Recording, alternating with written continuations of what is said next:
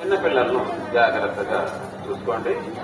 అనుమానిత వ్యక్తులు కానీ అనుమానిత వస్తువులు కానీ ఆకతాయాలు కానీ ఉంటే వెంటనే పోలీసు వారికి సమాచారం ఇవ్వండి. ఆలయానికి వచ్చే మార్గాల్లో ఎటువంటి వాహనాలకు అనుమతి లేదు. మీ యొక్క వాహనాలని ఆలయానికి ఎంత దూరంగా పార్క్ చేసుకుంటే అంత సౌకర్యంగాను అంత ఆరోగ్యకరంగాను ఉంటుంది. భక్తులు సాటి భక్తులకు పోలీసు వారికి సహకరించాలి.